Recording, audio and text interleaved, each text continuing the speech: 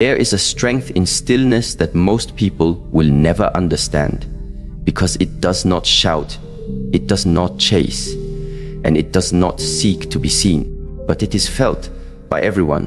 We live in a world that celebrates noise, fast answers, loud confidence, constant movement, but true intelligence, especially in women, is often quiet, not because it is afraid, but because it is centered, grounded, whole. A highly intelligent woman is not always the one with the highest degree or loudest opinion in the room. She's the one who can walk away from chaos without needing to prove a point. She's the one who doesn't confuse attention with respect. She's the one who knows. The way I treat myself sets the tone for every relationship I have. So this is not a talk about how to impress. It is not about becoming perfect. It is about becoming aware. Because the moment a woman becomes aware of her habits, of how she moves, thinks, reacts, she unlocks a quiet power that changes the atmosphere in every room she enters. Let's walk together into that awareness.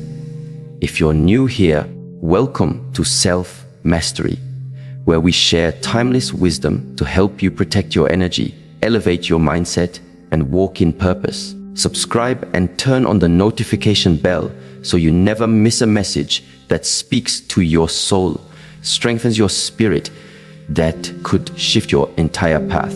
Let us begin. There is a difference between being silent and being still. Many people remain quiet on the outside, yet their minds run like a crowded marketplace, full of noise, bargaining for approval, afraid of judgment, craving applause.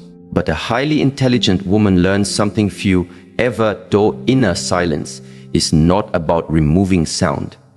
It is about removing conflict within. She doesn't avoid people to protect her peace. She simply doesn't allow everything to access her attention. Her mind becomes a sacred space, not open to all conversations, not exposed to every emotional weather. And this is not born of arrogance. It is the fruit of clarity, the kind of clarity that is born from repeated experiences of what happens when you trade your inner calm to solve outer chaos. She has learned through life, perhaps the hard way, that constantly engaging in arguments to prove her worth, constantly explaining her boundaries, constantly reacting to others' emotions, it doesn't bring peace. It only exhausts her. In neuroscience, there's a concept known as cognitive load. It refers to how much information your brain is processing at any given moment. Too much stimulation, whether from negative conversations, emotional conflict, or even overthinking, triggers stress hormones like cortisol. Over time, this overload weakens the prefrontal cortex, the area responsible for decision-making, self-control, and empathy. But when a woman learns to guard her inner silencer, she protects that sacred space. She gives her mind and body the space to regulate. And this simple act becomes the foundation of emotional intelligence, not just in theory, but in how she shows up in relationships. Imagine a woman who is always reacting. Her partner says something insensitive, and instantly she snaps back. Her boss overlooks her work, and she's boiling inside. Her friend forgets to call, and she takes it as rejection. Her life becomes a series of emotional roller coasters, exhausting, ungrounded, unstable. Her nervous system never feels safe. But now, imagine another woman. Her partner raises his voice. She pauses, breathes, and in that pause, she doesn't just hear his words. She sees his pain. She doesn't match his chaos. She stands in her own calm, and from that calm, she chooses a response that is wise, not reactive. This is the power of inner silence. It is not weakness, it is mastery, and it transforms how people treat you. In Eastern teachings, there is a phrase, "The wise one drinks water, but hears the ripple." It means she not only lives but listens deeply to life. She feels energy. She notices when someone's smile doesn't match their eyes. She senses what is unsaid in a conversation. Because her mind is not full of noise, she sees clearly. A woman like this becomes a mystery to others. Why? Because she is not predictable. She doesn't fight every battle. She doesn't attend every drama. She doesn't participate in every argument. And in a world addicted to reaction, her restraint becomes magnetic. People feel something different in her presence, a groundedness, a quiet knowing. And yet this silence is not just spiritual, it is practical. In the world of relationships, it is the difference between conflict that escalates and connection that deepens. There's a story of an older woman in a village who was known for resolving disputes between couples. People would go to her, expecting advice, but she would often sit in silence for long minutes, eyes closed, simply listening. When asked why she delayed speaking, she said, "I wait for the truth to rise from the silence, not the anger, not the fear, the truth." This is the kind of woman who doesn't speak from her pain. She waits until her wisdom has returned. And only then does she offer words. Science supports this. Studies show that when you give your mind even 90 seconds of silence after emotional stimulation, the amygdala, the brain's emotional center, calms down, allowing the logical brain to re-engage. Meaning, if you wait just a little before reacting, your chances of saying something wise instead of something you regret increases dramatically. Highly intelligent women understand this, and so they practice silence, not just in meditation or morning rituals, but in the middle of the storm. When insulted, they don't rush to defend. When misunderstood, they don't panic to explain. When ignored, they don't shrink. They stay still inside, and from that stillness, the next step is clear. But this silence does not mean absence of emotion. On the contrary, it means they feel everything. But they are not ruled by anything. This brings us to the second habit, knowing when to be soft and when to be steel. Softness is often mistaken for weakness, and strength is often confused with harshness. But a highly intelligent woman has grown beyond these illusions. She has been both too soft and been walked over. She has been too hard and pushed love away. And now, through reflection and self-awareness, she carries both softness and strength in perfect tension. Emotional discipline is the secret art she practices daily, not for the sake of others, but because she respects her own energy. She knows that reacting in anger may feel powerful in the moment, but it depletes her. She knows that always being the one who forgives too quickly, who bends too easily, who stays silent to avoid conflict, costs her dignity in the long run. So she learns a new rhythm. When a man disrespects her boundary, she doesn't scream. She just stops granting him access to her presence. When a friend only calls when they need something, she doesn't scold. She simply stops answering every time. When life overwhelms her, she doesn't collapse. She slows down, listens to her body, and adjusts her pace. This is steel, quiet, calm, firm, unshakable. But within that steel there is still softness. The softness to forgive without becoming foolish. The softness to cry without becoming unstable. The softness to love deeply without losing herself. Psychologists describe this as emotional flexibility, the ability to shift between emotional states without becoming stuck.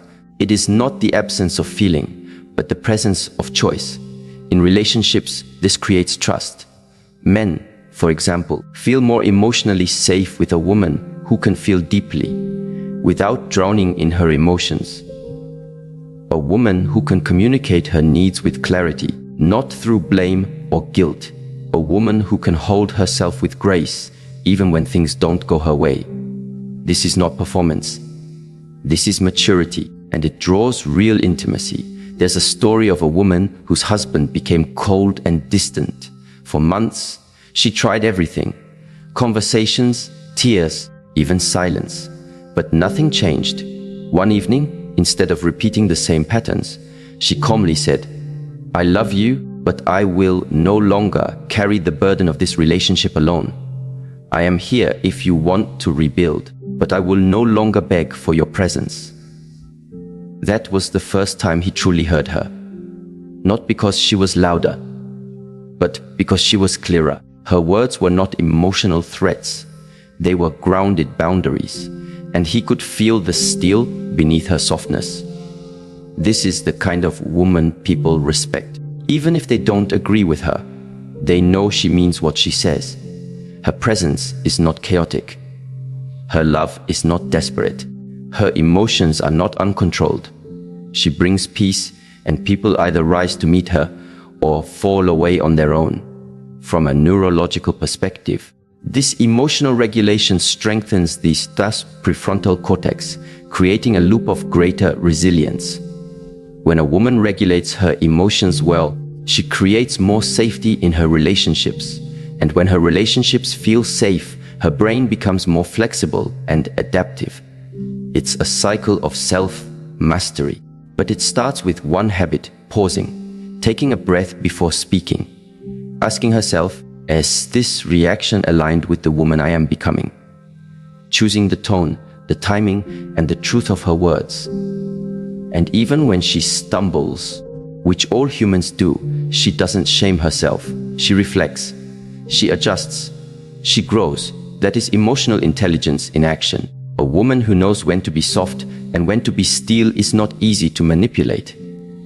She cannot be guilted into overgiving, nor provoked into regrettable words. She moves with purpose, and this brings an invisible but unmistakable power to her relationships.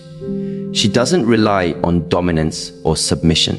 She lives in balance, and this balance of silence and discernment, of softness and strength, becomes the foundation of her leadership, her love, and her legacy. There is an invisible skill possessed by highly intelligent women that is often overlooked in a world that prioritizes how loudly someone can speak. That skill is observation. She has trained herself to notice, to listen beyond the surface, to remain grounded in awareness, even when the world rushes her to react. This habit is not born from fear, but from discipline. It is a quiet form of power, choosing to understand before being understood.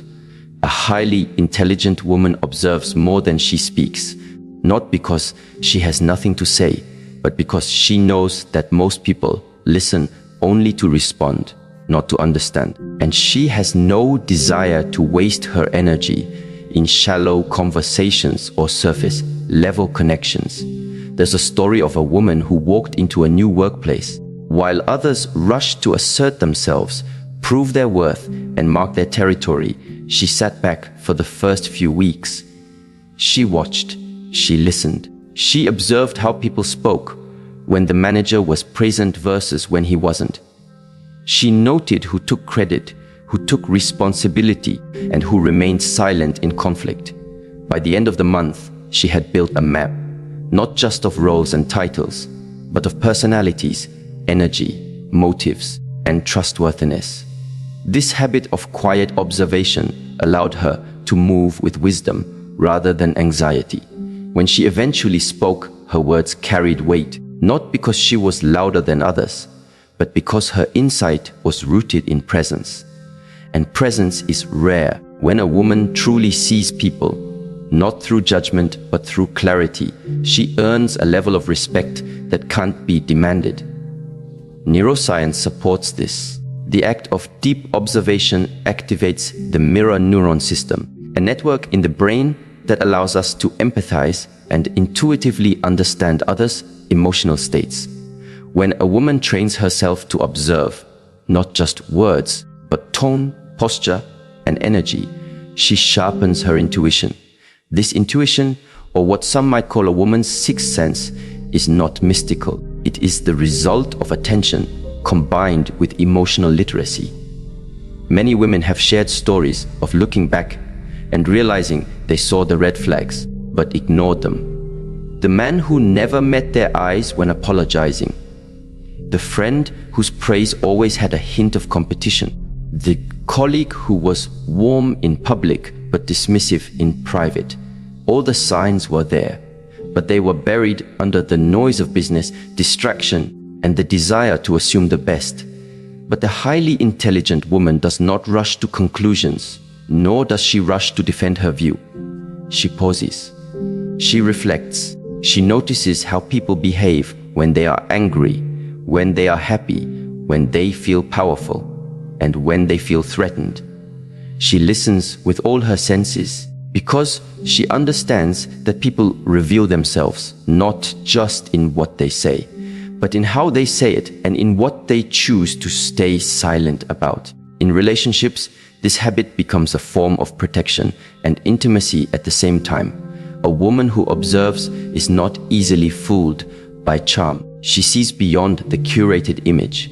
She notices the gaps between someone's words and their actions.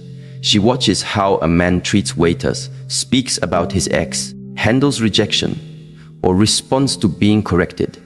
And from these small details, she understands his character. But she also uses her observation to nurture love. She notices when her partner is quiet not because he's distant, but because he's burdened. She senses when something is off, not because he says so, but because his energy is different. And this allows her to show up in ways that create safety, because she is not guessing, she is paying attention.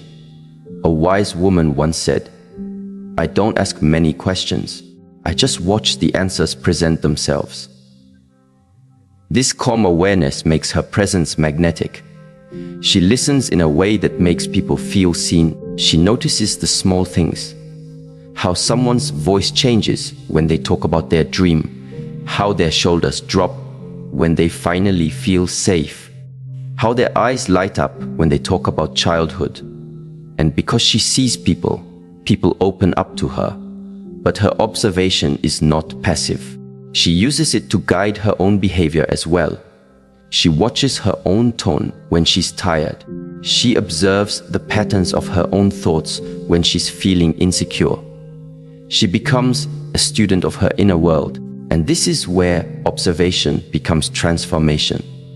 When she can observe herself without harsh judgment, she is able to change with grace. She notices when she's falling into old habits, people-pleasing, over-explaining, emotional withdrawal.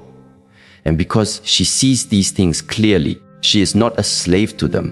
This self-awareness brings emotional freedom. It is the difference between saying, "That's just who I am," and saying, "That was who I used to be."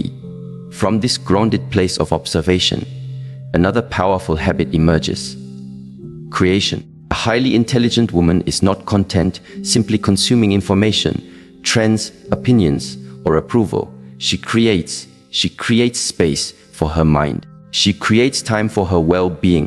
She creates beauty in her surroundings, peace in her relationships, and structure in her days. This creation is not always public. It may not show up on a stage or in a portfolio, but it is real. She writes in her journal. She prepares her meals with intention. She crafts her morning with care.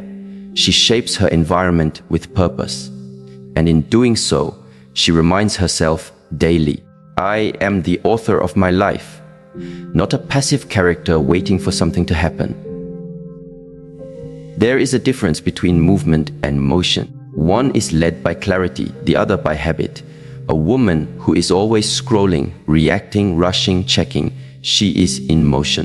But a woman who pauses to create, who reads to grow, writes to reflect, builds to express, that woman is in movement, intentional, directed, alive. This shift from consumption to creation changes everything in relationships. When a woman is always consuming advice, approval, opinions, she loses connection to her own wisdom. She begins to depend on others to tell her what is right, how she should feel, and who she should be. But when she creates, she reclaims that power. Her journal becomes her counselor. Her routines become her sanctuary. Her silence becomes her teacher. In romantic relationships, this habit prevents emotional dependency. She doesn't rely on her partner to provide her sense of purpose or emotional stability. She brings a full life to the table. She creates joy not waits for it. She initiates care, not demands it. And this makes her love generous, not desperate. There's a story of a woman who went through a painful breakup. Her identity had been wrapped in the relationship. After it ended, she found herself lost. For months, she consumed everything: self-help books, online courses, therapy sessions. They all helped, but something was still missing. Then, one day, she picked up her old paintbrush. She hadn't painted in years. As she began to create again, something shifted. The grief didn't disappear, but it transformed. Her art gave her a voice, a mirror, a place to return to herself. She later said, "It wasn't the painting that healed me. It was the reminder that I still had something to offer the world beyond my pain." This is the wisdom of creation. It is not about producing masterpieces. It is about practicing presence. And in that presence, a woman remembers who she is. Science echoes this truth. Engaging in creative activities activates the brain's default mode network, which supports self-reflection, emotional processing, and even problem-solving. When a woman creates, she is not escaping her reality. She is integrating it. This habit also reshapes her relationship with time. She no longer feels like life is happening to her. She becomes a participant, not just a responder. She chooses how to start her day, how to end it, how to rest, and how to reconnect.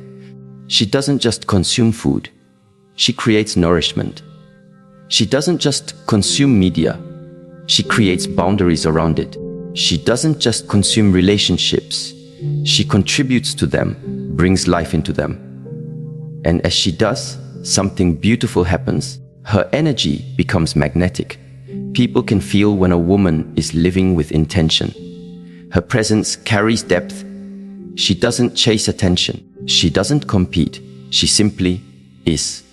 And that is more powerful than any performance. But this creation also requires discipline. It is easier to scroll than to write, easier to react than to build, easier to binge than to reflect. And so, the highly intelligent woman does not wait to feel inspired.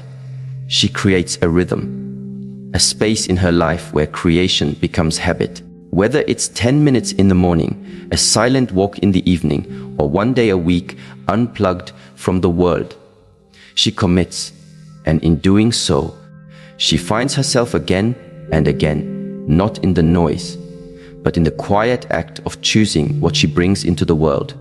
Observation teaches her what is. Creation reminds her what can be. And together, they form the core of a life lived with purpose, not performance.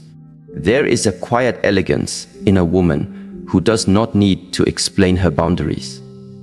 She does not announce them with aggression. She does not beg for them to be respected. She does not break herself just to avoid making others uncomfortable. Her boundary is not a brick wall. It is a natural rhythm. And those who can dance with that rhythm stay. Those who cannot fade quietly into the background of her life. A highly intelligent woman understands that boundaries are not about keeping people out. They are about keeping her energy aligned. She has learned through life's experiences that giving too much of herself to people who give too little in return leads to depletion, resentment, and disconnection from her own center. And so her boundaries become sacred, not enforced by force, but by consistency. When a person continually shows that they do not value her time, she does not shout. She simply becomes less available. When someone crosses a line, even subtly, with disrespect or manipulation, she does not plead for them to see her worth. She retreats with grace, with peace, with finality. And in that retreat, she sends a powerful message, not through words, but through behavior. I choose myself. The world often misunderstands women who do this. They are called cold, distant, too proud. But what is missed is the wisdom behind their silence. They have cried behind closed doors. They have bent too far before. They have explained their pain to deaf ears. And in that fire, they were forged not into stone, but into clarity. And clarity has no need to scream. In psychology, the concept of enmeshment refers to a loss of personal boundaries in relationships, where one person's identity becomes so entangled with another's that their sense of self becomes blurred. Highly intelligent women have often lived through such entanglements. They have loved so deeply that they lost themselves, and when the love was not returned with respect, they were left empty. But instead of becoming bitter, they became better. Not louder, but clearer.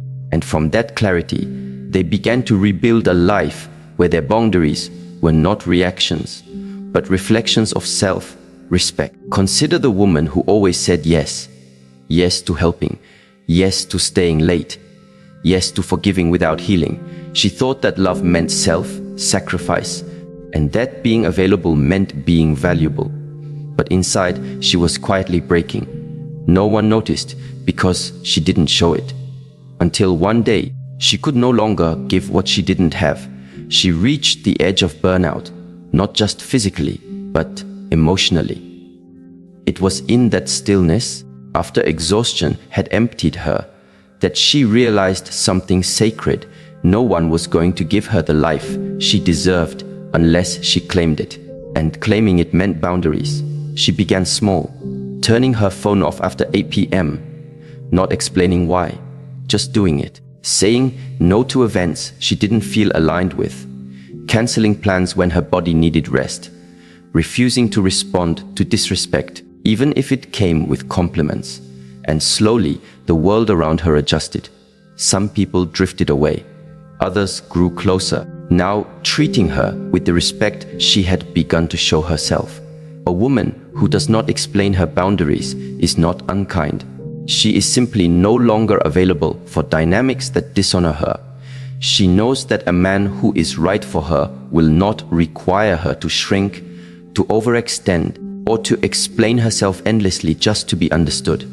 He will read her silences. He will respect her rhythm. He will value her peace. In relationship dynamics, this becomes a filtering mechanism.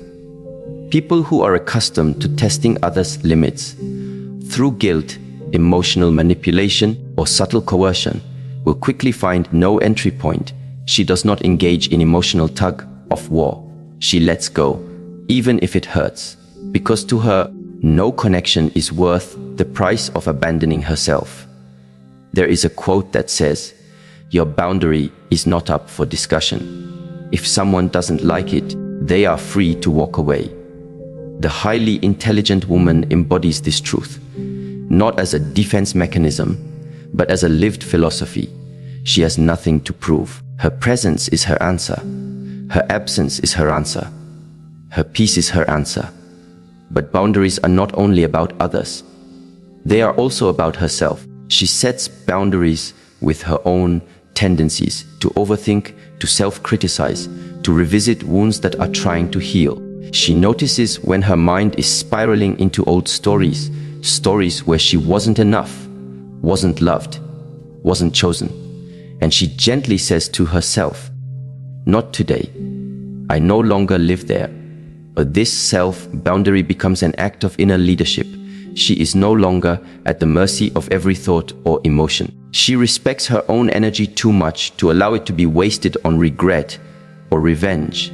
Her attention becomes sacred currency, and she spends it only on what aligns with her truth. One woman shared how she used to let people explain away their bad behavior. He didn't mean it. She's just under stress. They're doing their best. But over time, she realized that constantly making room for others' inconsistency was erasing her own integrity. She wasn't just allowing them to mistreat her. She was teaching them that it was acceptable. And so she shifted.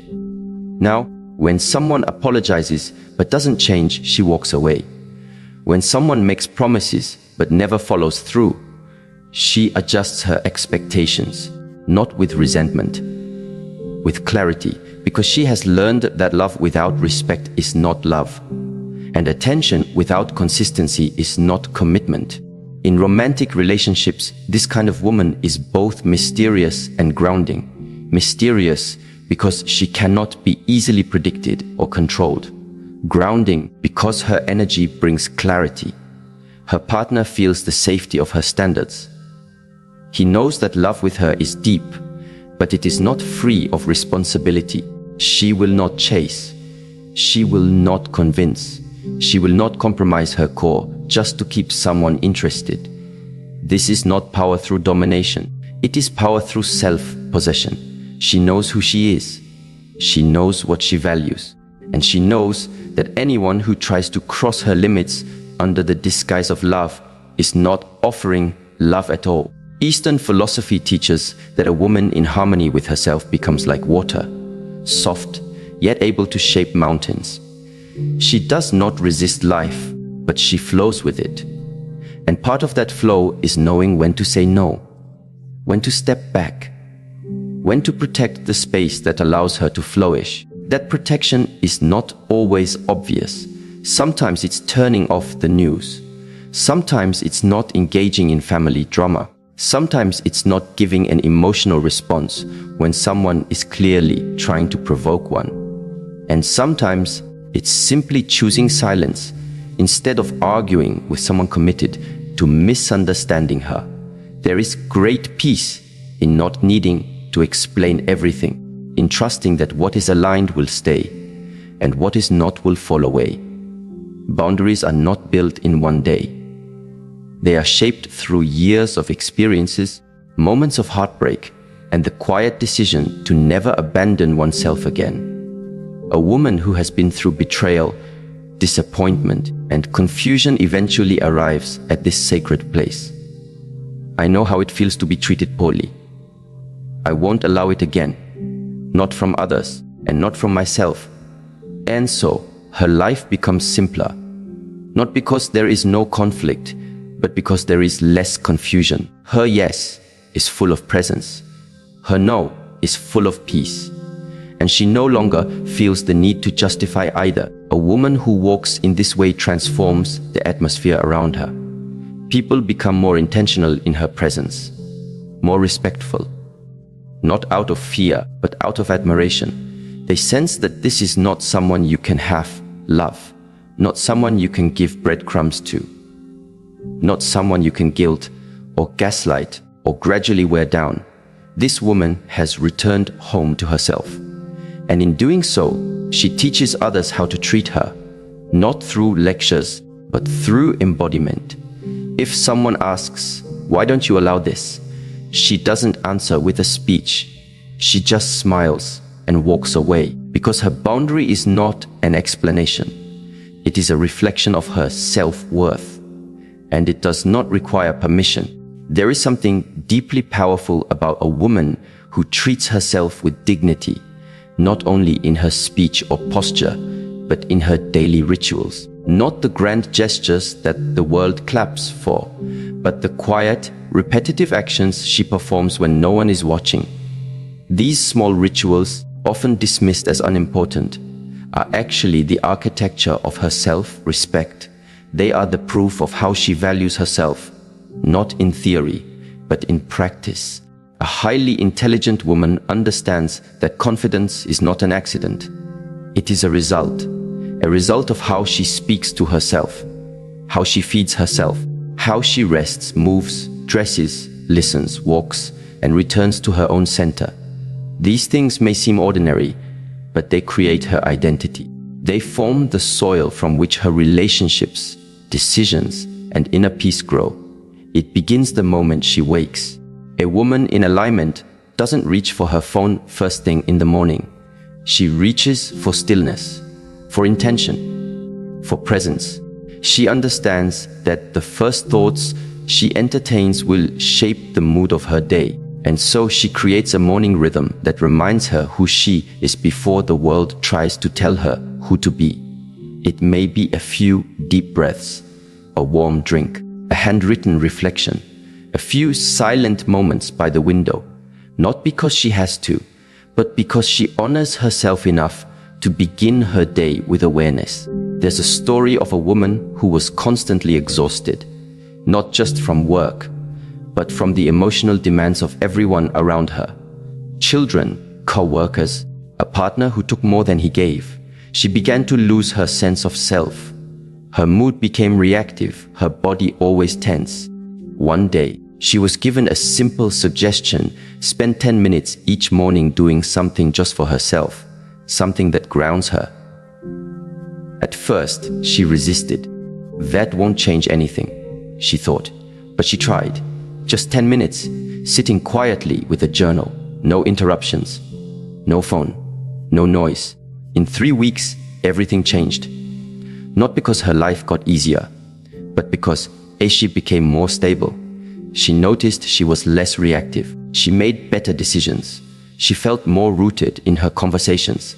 That simple ritual, 10 minutes a day, became her sanctuary. What this reveals is simple. Self-respect is cumulative. You don't build it through one dramatic act of courage. You build it through daily rituals that remind you of your worth, especially in seasons where others don't see it. A woman who practices this does not look for validation in unhealthy places. She doesn't need a man's constant reassurance to feel beautiful, because she has already taken the time to care for her body with gentleness. She doesn't rely on external applause to feel accomplished, because she already witnessed herself complete what she promised.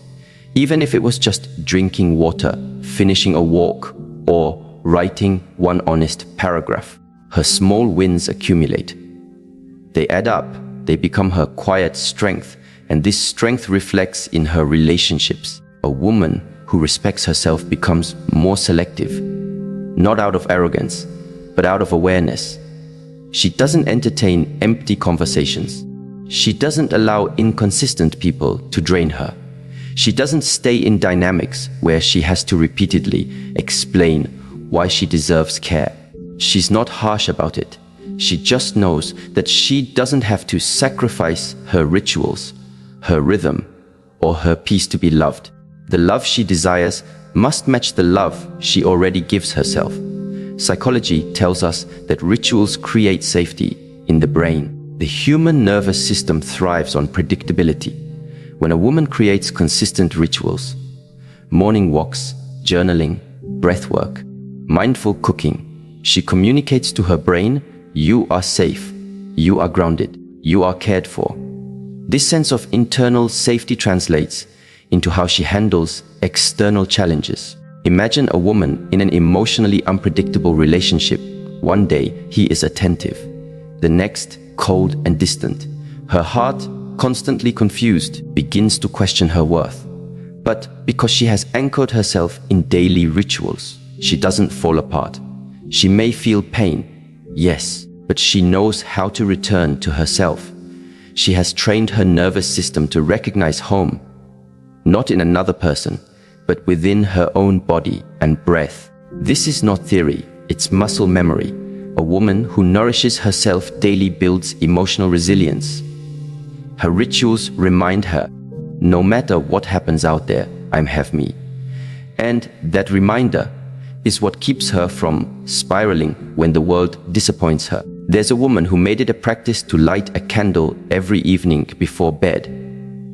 It sounds simple, but for her, it symbolized something sacred, that even after a chaotic day, she could return to light. That flame became a meditation, a prayer, a commitment. On nights when she was heartbroken, she still lit it. On nights when she was happy, she lit it. On nights when she felt nothing at all, she still lit it. That consistency became a healing force, a reminder that even if everything around her felt unstable, she was still showing up for herself. And that's the essence of daily rituals. They are not meant to fix you. They are meant to remind you of your dignity, of your strength, of your beauty, of your sacredness. In relationships, this has powerful implications. A woman rooted in ritual will not chase emotional highs. She doesn't need constant drama to feel alive. Her inner world is already rich. She brings calm into relationships, not chaos. She listens better, speaks slower, responds more wisely, because she's not coming from a place of scarcity. She's full. And that fullness is felt. She becomes magnetic, not because of what she says, but because of the peace she carries. A man might not even know why. He feels safe around her. He just does. Because her energy is not scattered. Her attention is not desperate. Her presence is not demanding. She's simply there. Whole. Grounded. Present. This also gives her the strength to walk away when necessary, not out of rage, but out of reverence for herself. She doesn't slam doors. She simply closes them, quietly, without a need to be understood. Because her rituals have taught her that solitude is not punishment, it is a return. She knows how to be alone without being lonely, because in her rituals, she has befriended herself. One of the most powerful things a woman can do is to treat herself the way she wishes others would treat her. Speak to herself with kindness, feed herself with love, dress herself with grace, rest herself with permission, move herself with respect. When she does this consistently, the world around her begins to mirror it. There's a well-known saying, you teach people how to treat you by how you treat yourself. This is not just a concept, it is a pattern that plays out again and again. When a woman constantly abandons her own needs to please others, people begin to believe that her needs don't matter. Not because they're cruel, but because she modeled that behavior.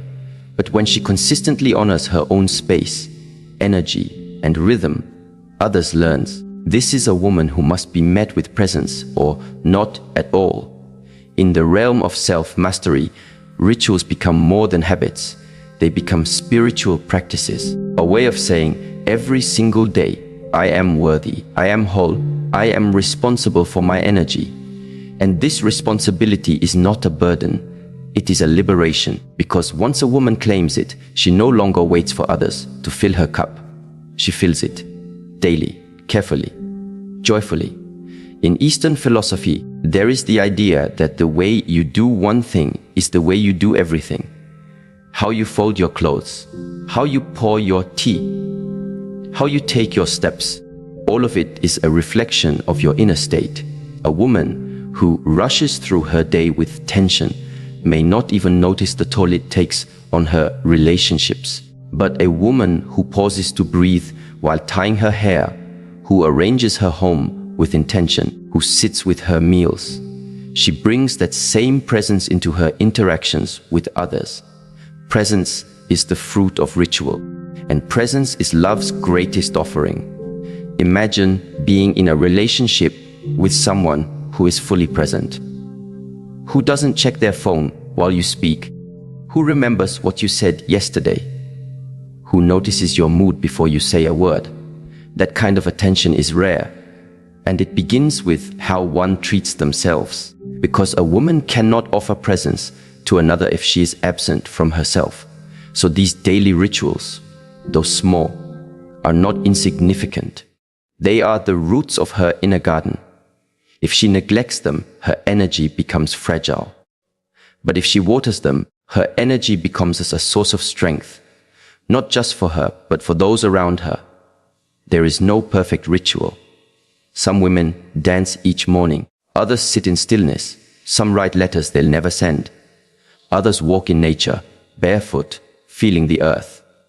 Some pray, some stretch, some sing. What matters is not what she does. What matters is that she does it for herself, not to perform, not to impress, but to return to center, return to self, return to truth. And when she does, again and again, her relationships change, not because others suddenly become better, but because as she does, she becomes a woman who knows what she needs, a woman who gives from overflow, not depletion, a woman who walks into rooms not hoping to be chosen, but already knowing she is whole. And this wholeness, it cannot be faked, it must be lived, and it is lived one ritual at a time. When a woman begins to live with this kind of intention, when her habits are rooted in self-respect, her silence is sacred, Her emotions are disciplined. Her mind is observant. Her life is creative. Her boundaries are clear. And her rituals are consistent. She no longer walks through the world searching for her worth. She embodies it. She no longer asks, "Am I enough?" because she feels enough in how she rises in the morning. She no longer wonders, "Will they stay?" because she no longer clings to those who must be convinced. She becomes a woman whose presence speaks before her words do. Not because she is loud, but because she is aligned. And in that alignment, her relationships shift. Her standards rise. Her circle refines. She no longer fears being alone because she's never disconnected from herself. She no longer settles for crumbs because she prepares a feast within her own soul. Her life becomes her message. Her energy becomes her boundary.